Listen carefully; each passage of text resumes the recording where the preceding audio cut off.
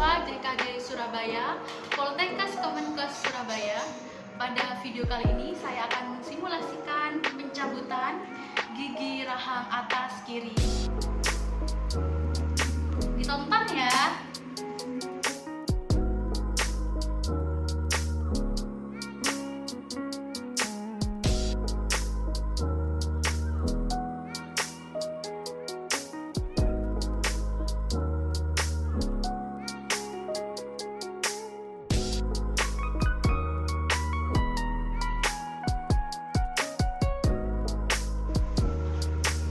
Anestesi infiltrasi merupakan anestesi lokal di mana fungsinya untuk membius ujung-ujung saraf sehingga ketika dilakukan pencabutan pasien tidak akan merasakan sakit. Sebelum dilakukan pencabutan, sebaiknya pasien mengecek terlebih dahulu tekanan darah, gula darah untuk mengetahui kondisi kesehatan umumnya. Kita sebagai operator harus mengetahui penyakit sistemik yang dimiliki oleh pasien.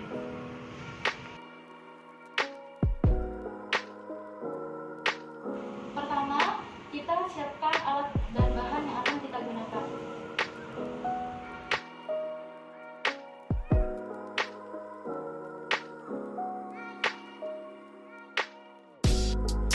Sini untuk gusinya saya menggunakan alginat, yaitu bahan cetak,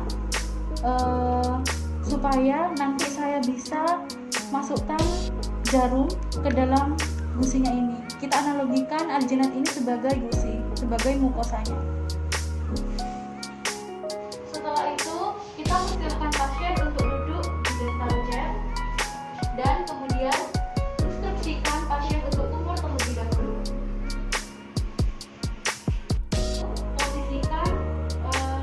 Posisi pasien yaitu kepala pasien, karena di sini saya akan mencabut gigi rahang atas kiri, maka dari itu posisikan kepala pasien sejajar dengan bahu operator.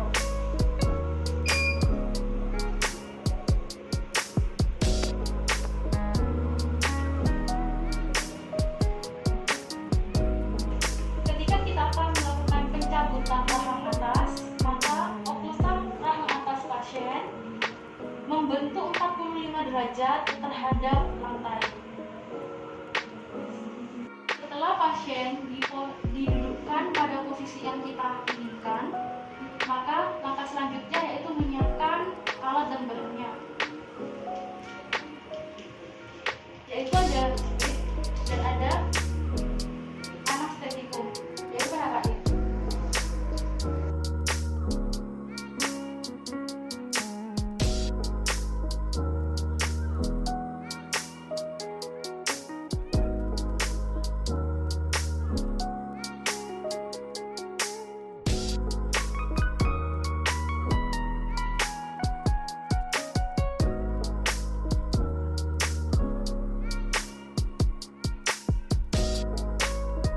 Setelah itu, masukkan anestetikum ke dalam sprit.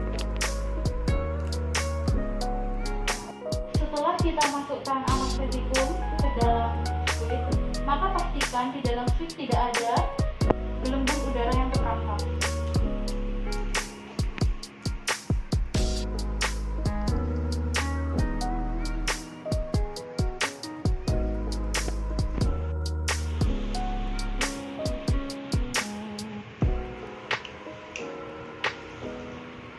Setelah itu kita siapkan pasien kita persilahkan untuk umur terlebih dahulu.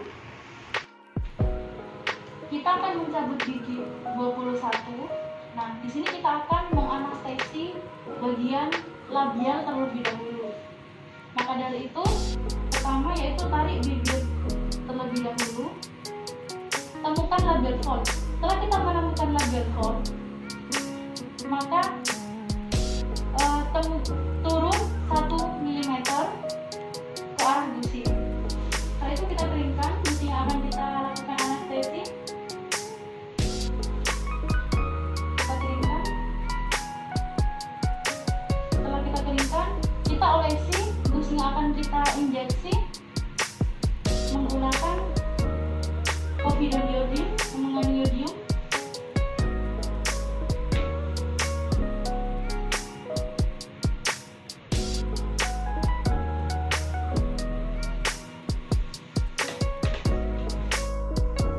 itu kita lakukan anestesi. Kita masukkan jarum searah sumbu gigi sedalam 0,5 cm.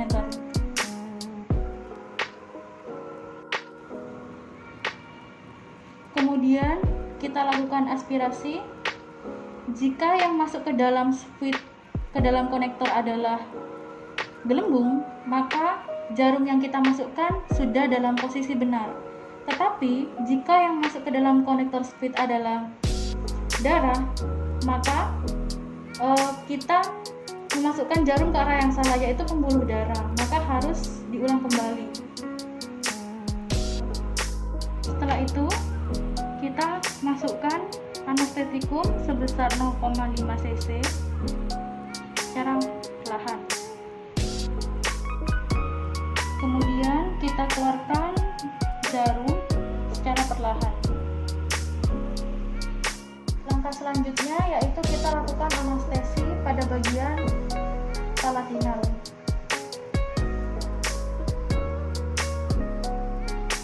Kita keringkan terlebih dahulu.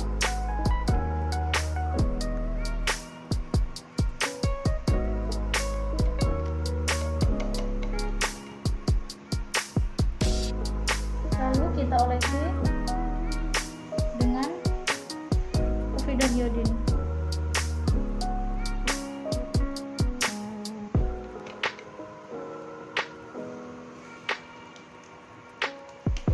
Masukkan jarum 45 derajat searah sumbu gigi.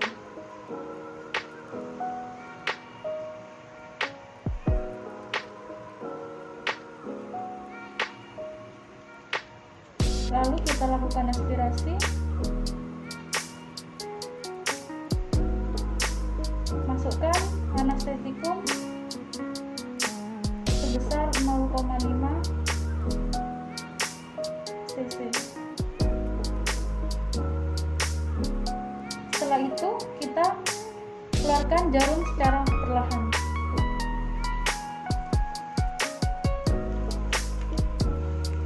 Tunggu 5-6 menit agar anestetikum bekerja terlebih dahulu. Untuk mengetahui bahwa anestetikum yang kita masukkan tadi sudah bekerja, maka kita bisa lihat dari mukosa yang sudah kita lakukan anestesi akan terlihat pucat. Dan ketika kita tusuk menggunakan sonde, pasien tidak akan merasakan sakit. Nah, setelah itu kita lakukan tindakan pencabutan. Kemudian kita lakukan pencabutan. Pertama yaitu fiksasi terlebih dahulu gigi yang akan kita cabut. Setelah itu kita lakukan tindakan pencabutan, yaitu masukkan ujung big ke dalam servikal gigi. Kemudian kita lakukan luksasi. Setelah itu kita lakukan rotasi. Dan gigi sudah tercabut. Setelah gigi sudah tercabut, maka pasien dipersilahkan untuk kumur terlebih dahulu. Setelah itu kita berikan tampon yang ada povidon iodinnya atau chemiselnya. Lalu kita persilakan pasien untuk menggigit tampon kurang lebih 30 menit.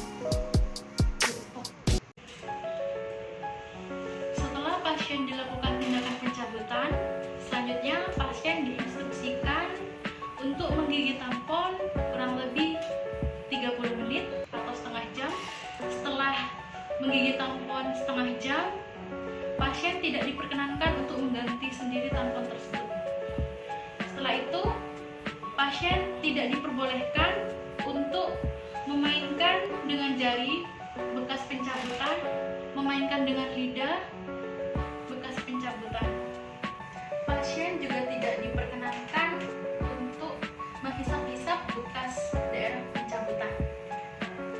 Pasien tidak boleh kumur-kumur terlalu keras pada bekas pencabutan selama 1 hari.